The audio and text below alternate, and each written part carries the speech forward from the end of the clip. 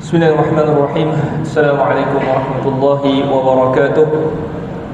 Innal hamdalillah nahmaduhu wa nasta'inuhu wa nastaghfiruh wa na'udzu billahi min shururi anfusina wa min sayyiati a'malina.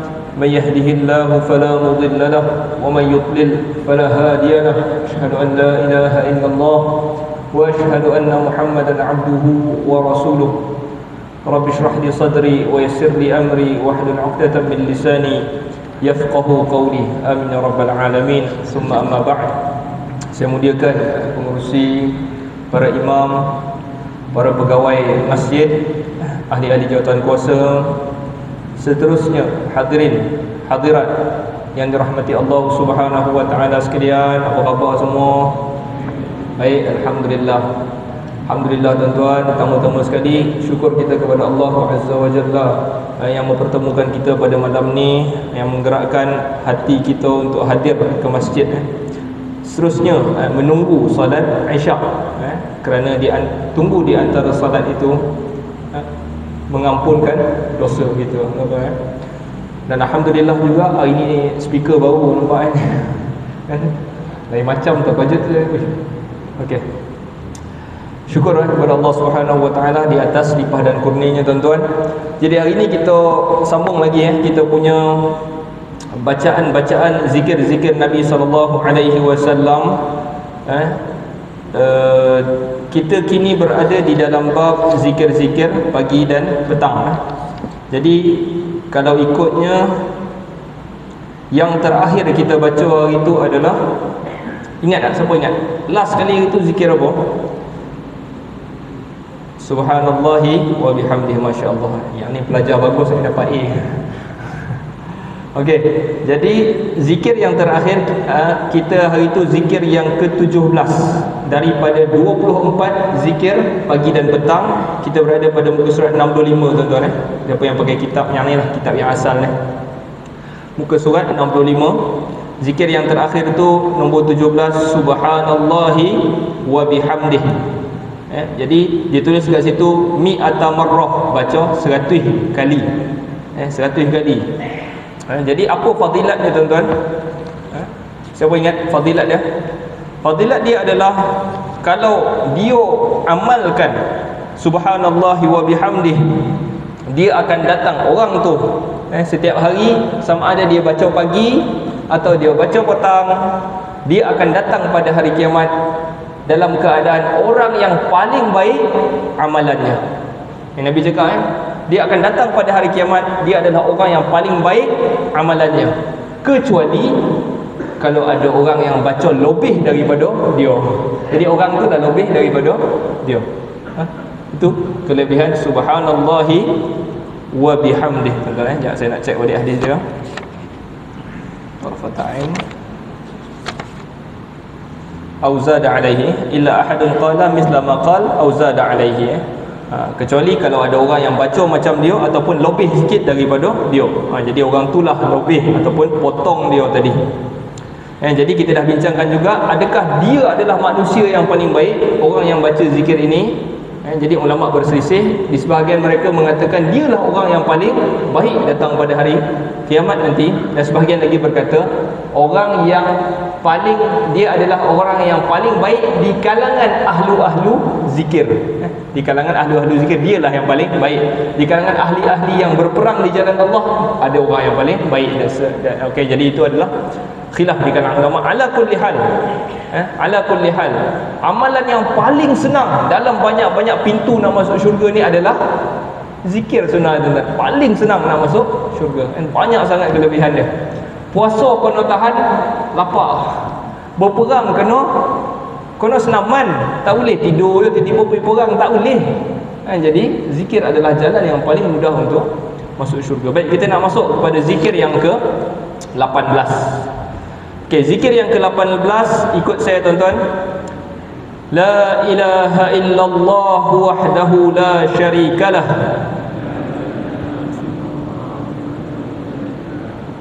Lahul mulku wa lahul hamd. Wa huwa ala kulli syai'in qadir. Okey. Okey, jadi kalau siapa yang pakai kitab lama ni, dia bubuh dalam kurungan 10 marrat, 10 kali. 10 kali atau marratan wahidah indal kasal. Sekali kalau malih. Dia baca 10 kali atau sekali ketika malas. Mungkin ada hari yang kita setiap pagi kita minta, ya Allah lindung aku dari malas. Allahumma inni a'udzubika minal hammi wal hazan wa a'udzubika minal ajzi wal kasal. Kita minta, ya Allah lindung aku daripada jadi orang yang lemah dan malih. Kan, tapi kalau ada hari malih tu, kita boleh amal ini 10 kali atau sekali. Baik. Kita nak tengok dia punya kelebihan ataupun kita nak tengok hadis dia. Daripada Abu Ayyub Al-Ansari radhiyallahu anhu, hadis ni diriwayatkan oleh Abu Daud, Ibnu Majah, Ahmad. Okey. Daripada Abu Ayyub Al-Ansari radhiyallahu anhu, daripada Nabi sallallahu alaihi wasallam, baginda berkata, man qala hina yusbih, sesiapa yang membaca ketika pagi. Jadi amalan yang kita nak baca tadi, la ilaha illallah wahdahu la syarikalah, lahul mulk wa lahul hamd wa huwa ala kulli syai'in qadir. Bila nak baca? Pagi. Siapa yang baca la ilaha illallah wahdahu la syarikalah, lahul mulk wa lahul hamd wa huwa ala kulli syai'in qadir 10 kali pagi. Pagi ini dia zikir umum tuan-tuan, tak mesti lepas solat. Boleh lepas solat subuh memang kita baca 10 kali, dan juga ketika kalau kita tak sampai baca, kita pada waktu pagi kita baca. Okey, apa kelebihan dia? Kataballahu lahu bikulli wahidatin qalaha 10 hasanat. Allah menulis bagi setiap kali yang dia baca itu 10 kebaikan. Setiap kali dia baca la ilaha illallah wahdahu la syarikalah, lahul mulk wa lahul hamd wa huwa ala kulli syai'in qadir, Allah tulis 10 kebaikan. Jadi kalau dia baca 10 kali, 100 kali lah, 100 kebaikan. Wa hattallahu anhu biha 10 sayyi'at, dan Allah padam daripada dia 10 kejahatan. Maknanya 10 dosa, 10 keburukan dia Allah padam setiap kali dia baca sekali.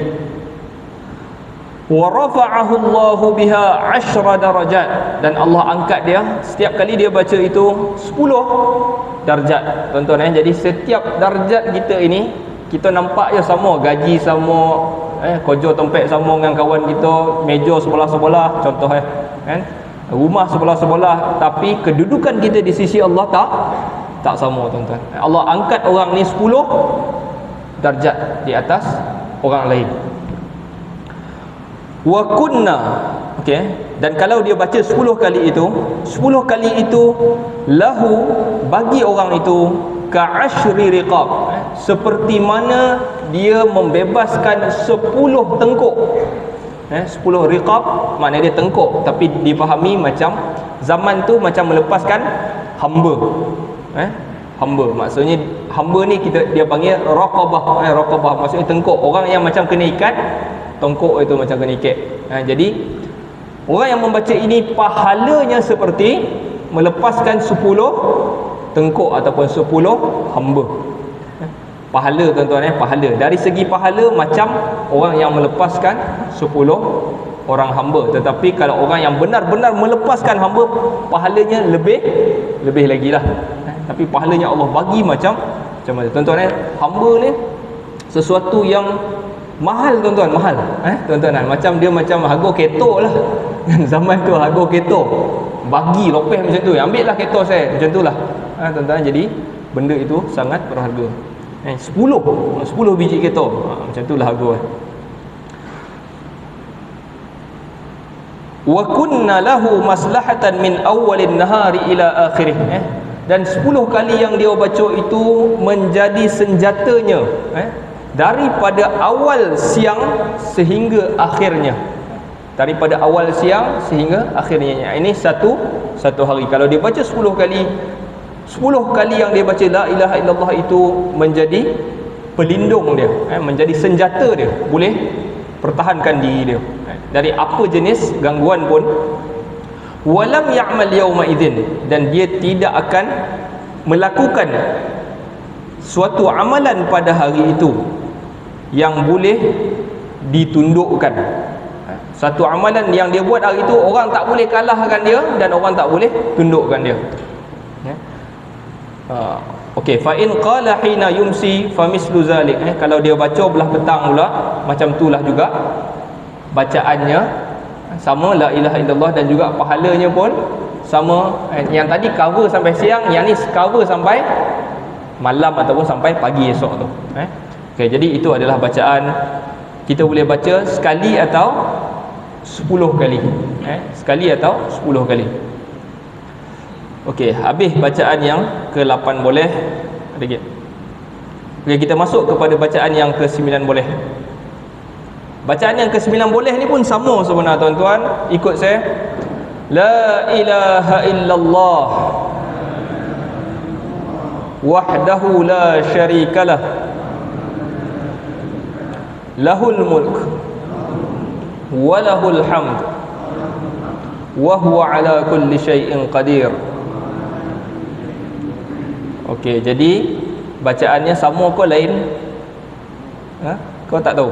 Sama sama bunyi. La ilaha illallah wahdahu la syarikalah, lahul mulk wa lahul hamd wa huwa ala kulli syai'in qadir. Cuma kaifiat dia berbeza. Yang tadi tu boleh baca sekali atau 10 kali. Yang ni dia punya kaifiat baca mi'ata marratin idza asbah. Mi'ata marrah maksud dia 100 kali apabila pagi. Apabila dia masuk pagi, baca 100 kali. Okey. So ada 3 lah. Kita nak baca bacaan yang sama tadi, sekali, 10 atau 100 kali. Okey, kita nak tengok pula apalah kelebihan 100 kali ni.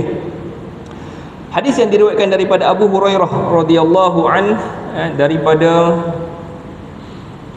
hadis yang diriwayatkan Imam Al-Bukhari dan Muslim, hadis Bukhari muttafaqun alaih, yang diriwayatkan Abu Hurairah radhiyallahu anhu bahawa Rasulullah sallallahu alaihi wasallam bersabda, sesiapa yang membaca la ilaha illallah wahdahu la syarikalah, lahul mulk wa lahul hamd wa huwa ala kulli syai'in qadir fi yaumin mi'ata marrah, pada suatu hari 100 kali, kanat lahu idla 10 riqab, baginya seperti 10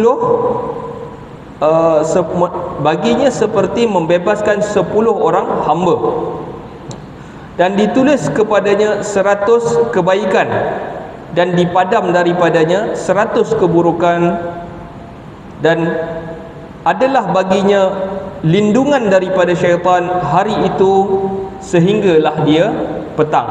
Kalau dia baca pagi sampai habis petang, itulah lindungan dia daripada syaitan. Walam ya'ti ahadun bi afdali mimma ja'a bihi, bi afdala mimma ja'a bihi, dan tidak akan datang seorang pun yang lebih baik daripada dia, kecuali orang yang buat lebih banyak daripada dia. Sama juga tadi macam fadilat yang last kali tadi. Siapa yang baca subhanallahi wa bihamdihi, dia akan datang pada hari kiamat adalah orang yang terbaik. Okey, sama juga fadilat ni. La ilaha illallah wahdahu la syarikalah, kalau lahul mulk wa lahul hamd wa huwa ala kulli syai'in qadir, 100 kali kalau dia baca, dia amal setiap hari, dia akan datang pada hari kiamat orang yang paling baik. Dan tidak ada orang yang akan datang pada hari itu melainkan orang itu dia baca lebih sikit daripada kita. Kalau kita baca 100, orang tu mungkin lebih sikit daripada kita. 110, 120. Jadi orang itu lebih baik daripada kita. Jadi apabila baca 100 kali 100 kali amal tu 100 kali, kita adalah manusia yang paling baik, kan? Jadi silalah amal tuan-tuan, pagi. Kita baca pagi, dan kalau kita lupa, kita boleh amal pada waktu petang. Okey, jadi timbul perbahasan di kalangan ulama, mana lebih baik? Bacaan subhanallahi wa bihamdih, kan, datang paling baik pada hari kiamat, ataupun la ilaha illallah wahdahu la syarikalah, lahul mulk wa lahul hamd wa huwa ala kulli syai'in qadir, mana lebih baik? Jadi ini adalah khilaf, iaitu perselisihan yang macam mana nak faham ni. Jadi saya rumuskanlah, maknanya majoriti mengatakan yang paling baik di antara dua lafaz itu adalah lafaz kalimah tauhid lah, iaitu la ilaha illallah wahdahu la syarikalah lahul mulk wa lahul hamd. Yang tu yang lebih baik, kerana ia merangkumi makna agama ni. Agama ini nombor satu, nak masuk agama, nak buat amalan macam mana pun, kita mesti bertauhid dulu. La ilaha illallah, tidak ada ilah kecuali Allah. Okey, yang tu tuan-tuan. Baik, kita sambung lagi. Habislah la ilaha illallah, kita masuk bacaan yang ke-20. Hari ni nak habis kan tuan-tuan? Tu yang laju tu. Biasa tu satu doa je kan, tak habis-habis. Ni habis kan. Kita masuk bacaan yang ke-20. Ikut saya kat tuan-tuan. Subhanallahi wa bihamdih adada khalqih wa ridha nafsih wa zinata arshih wa midada kalimatih. Okay, jadi ada bacaan tu adada khalqih wa ridha nafsih wa zinata arshih wa midada kalimatih. Yang ni kita kena terjemahkan dulu. Jadi sebelum kita terjemahkan makna dia tu, kita tengok daripada mana amalan ini diambil. Daripada hadis yang diriwayatkan oleh Imam Muslim daripada Juwairiyah bintul Harith, Ummul Mukminin, iaitu isteri Nabi sallallahu alaihi wasallam, Juwairiyah radhiyallahu anha, bahawa Nabi sallallahu alaihi wasallam keluar di sisinya, daripada sisinya pada suatu pagi, hina sallas subha, ketika mana salat subuh, yakni pagi-pagi Nabi SAW keluar, lalulah dekat Juwairiyah ni tadi. Okey, wahia fi masjidiha, dan ketika itu Juwairiyah berada di masjidnya. Jadi difahami masjid dekat sini maksudnya bukan masjid macam ni, tetapi musalla. Musalla di rumah Nabi. Di rumah Nabi ni dia ada tempat nak solat, ataupun orang dulu panggil mihrab. Jadi tempat untuk dia orang solat. Jadi ini juga antara sunnah yang dilakukan orang-orang soleh, iaitu di rumah dia ada satu tempat nak solat. Dia bukan ikut dan mana sejadah kat situ dia sembahyang. Tak, kadang-kadang dia ada tempat yang khas. Jadi kita pun kalau boleh bagi ada tempat ni. Okey, Juwairiyah berada di musallanya, di masjidnya, iaitu tempat dia sembahyang. Kemudian summa raja'a, kemudian Nabi SAW balik ba'da an adha, selepas mana telah masuk waktu duha. Daripada subuh keluar, Nabi balik waktu duha. Jadi duha ni bila pagi tu kita panggil apa? Wudu. Lepas wudu syuruk. Lepas syuruk duha. Yang duha ni panjang lah. Jadi dalam riwayat lain ni, Nabi balik waktu duha ni sampai zuhur, tuan-tuan. Duha ni sampai zuhur. Dalam riwayat lain, Nabi nak balik tu nak dekat tengah hari dah. Muntasafin nahar, nak masuk tengah hari dah. Maknanya lama lah Nabi keluar tu, Nabi balik jumpa Juwairiyah nak dekat tengah hari dah. Wahia jalisah. Lepas tu Nabi balik ni, Nabi dapati Juwairiyah masih lagi duduk di tempat tu tadi. Faqala, lalu Nabi SAW tanya kepada Juwairiyah, ma zilti alal halil lati faraqtuki alaiha, engkau masih lagi dalam keadaan aku tinggalkan engkau tadi? Kau kat sini daripada tadi? Macam tu lah. Dia tanya kepada Juwairiyah. Lalu Juwairiyah radhiyallahu anha kata kepada Rasulullah, na'am, ya. Apa Juwairiyah buat kat situ? Dia tidur ke? Tak, dia berzikir. Dia berzikir macam-macam. Dia mungkin banyak amalan yang dia lakukan. Lalu Nabi SAW kata kepada Juwairiyah, laqad qultu ba'daki arba'a kalimat. Aku telah baca ataupun aku telah sebut 4 perkataan. Yang mana 4 perkataan ni aku sebut 3 kali.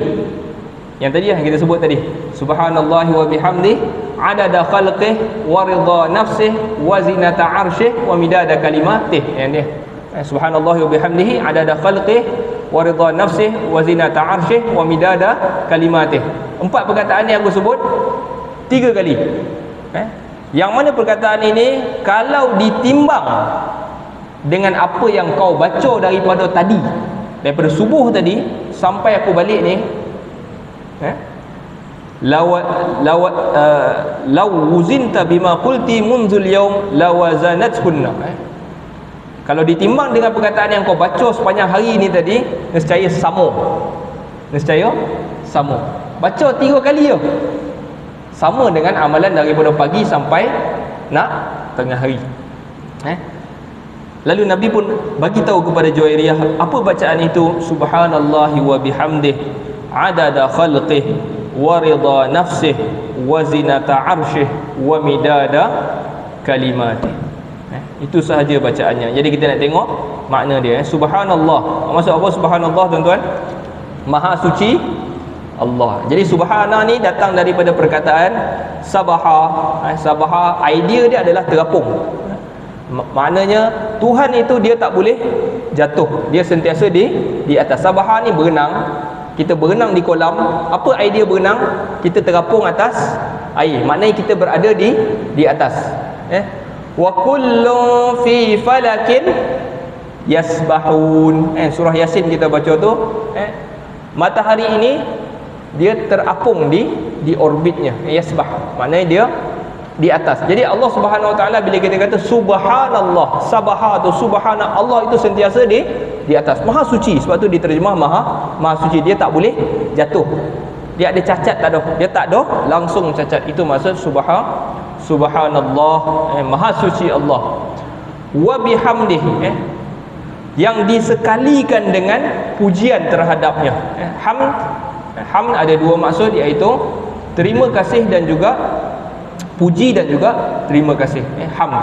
Jadi kita puji Allah itu, dalam masa yang sama kita terima kasih kepada Allah. Wa bihamdih adada khalqih, sebanyak bilangan makhluknya. Jadi ini dipanggil jawami'ul kalim, perkataan yang jami'. Jami' maknanya merangkumi semua sekali, nak khabar paling banyak, kan? Bilangan, sebanyak bilangan makhluknya. Subhanallah wa bihamdih, maha suci Allah dan pujinya sebanyak bilangan makhluknya. Berapa banyak makhluk Allah Subhanahu Wa Taala? Tak ada yang tahu, melainkan Allah sahaja yang tahu. Banyaknya, banyaknya makhluk Allah Subhanahu Wa Taala. Malaikat paling banyaklah, berdasarkan binatang, jin, manusia ni paling sikit. Manusia pun dah tak boleh nak kira dah kita ni.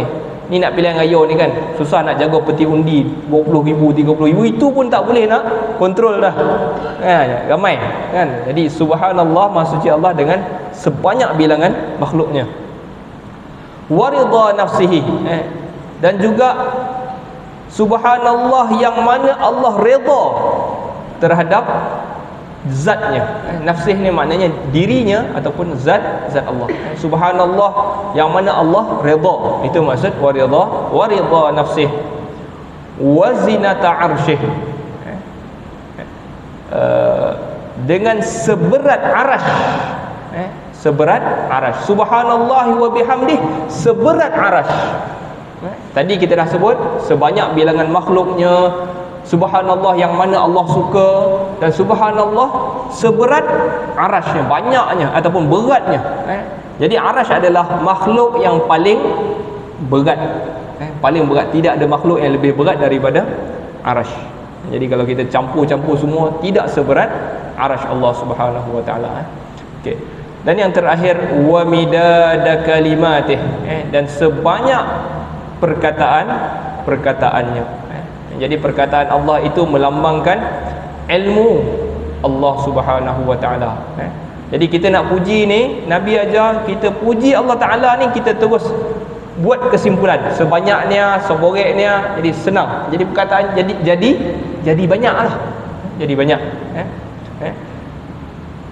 perkataan yang terakhir ni, dan sebanyak perkataan-perkataannya ni, dalam surah Al-Kahfi kita baca, qul law kana al-bahru midadan li kalimati rabbi lanafidal bahru qabla an tanfada kalimatu rabbi walau ji'na bimithlihi madada. Kalaulah katakan wahai Muhammad, kalaulah laut nak jadikan untuk dakwat untuk tulis perkataan-perkataan Allah, nescaya laut itu habis sebelum habis perkataan Tuhan. Jadi nak bagi tahu banyaknya perkataan ilmu Allah, apa sahaja perkataan-perkataan yang Allah turunkan daripada ilmu, daripada Al-Quran, pengetahuan Allah, takdir Allah Subhanahu Wa Taala, banyaknya sampai kalau guna laut habis. Banyaknya perkataan Allah, walau ji'na bimithlihi madada, kalau datang pun tak cukup, bawa sekali laut tu isi balik, penuh balik, tulis balik perkataan Allah pun tak habis.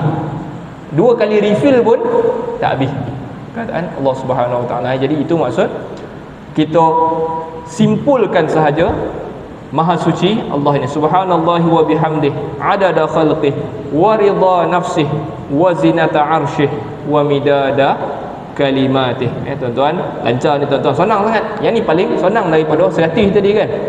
Yang ni baca 3 kali. 3 kali. Sebab tu antara kelebihan orang yang tahu, kadang-kadang kita ni dalam kewangan kita pandai kan, kewangan siapa yang pandai melabur kat sini dia akan dapat untung lebih.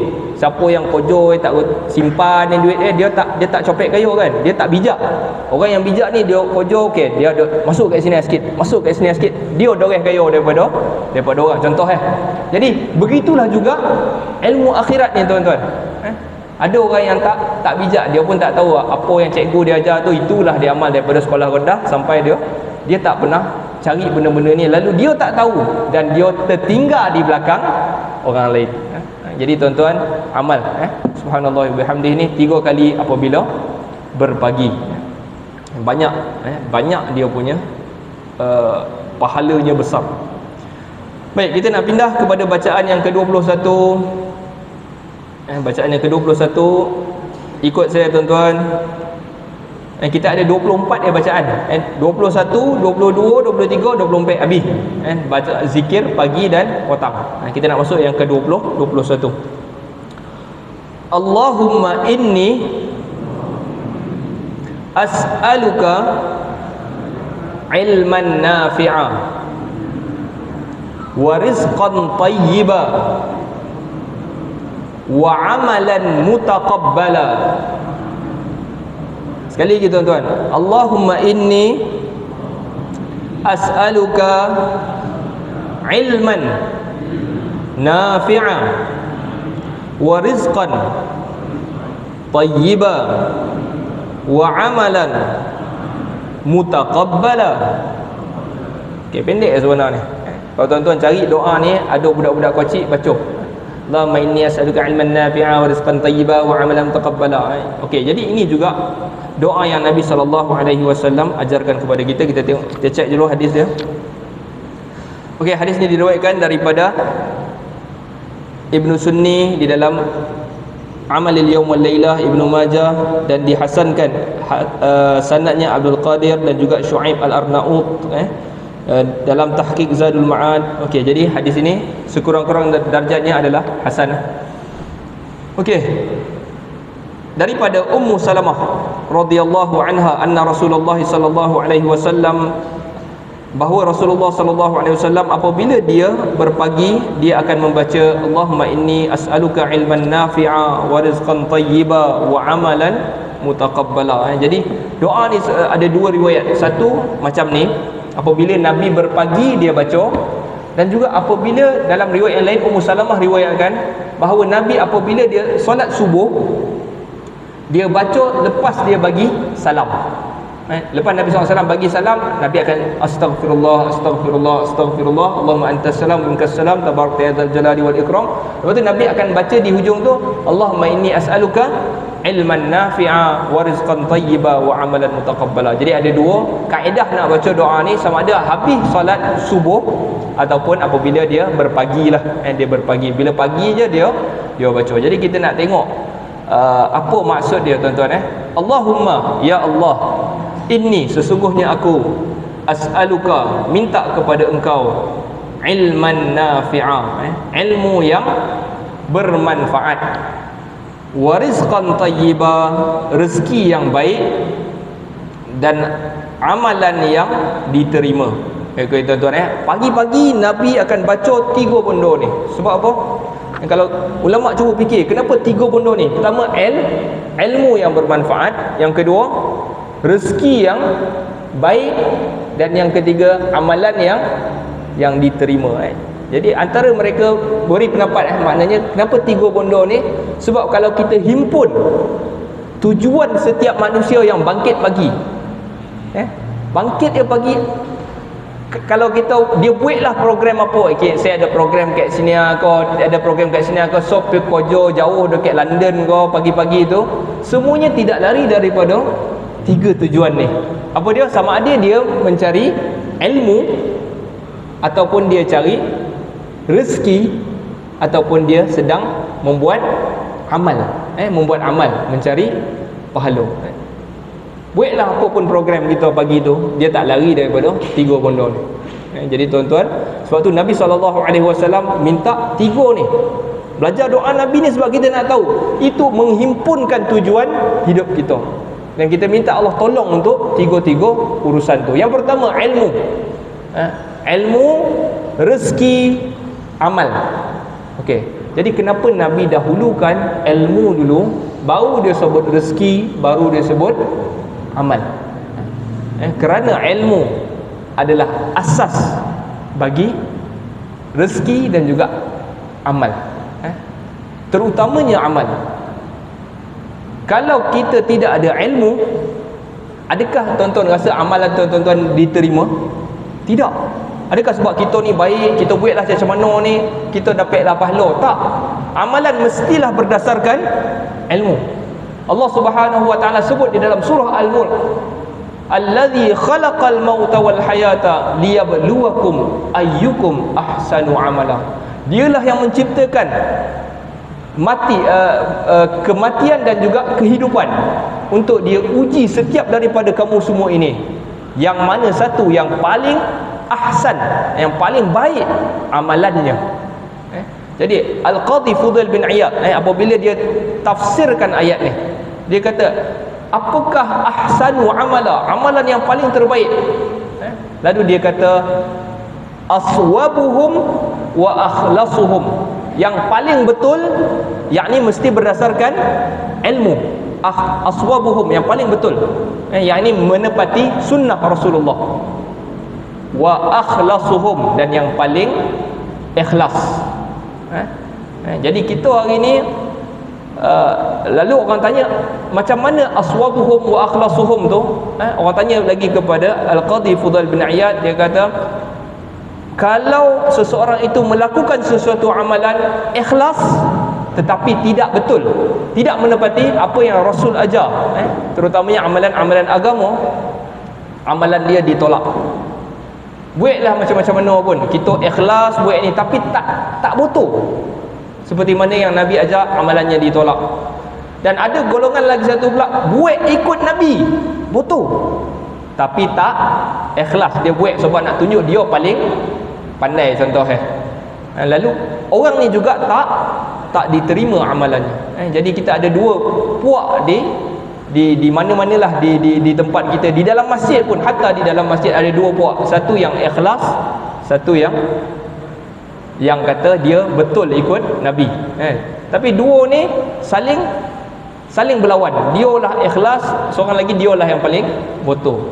Dua-dua tak diterima, dia mesti sekali, betul dan juga ikhlas, tuan-tuan. Jadi ilmu yang bermanfaat adalah ilmu yang mengajar kita bagaimana mendapatkan amalan yang betul. Jadi kita minta Allah Subhanahu wa taala bagi kita ilmu yang bermanfaat. Dan apa yang dimaksudkan oleh Nabi di dalam hadis ni, kalau difahami, para ulama kata ilmu yang Nabi maksud kat sini, minta kepada Allah ilmu yang bermanfaat, adalah ilmu yang membawa kepada akhirat sebenarnya. Dia tidak hanya dunia.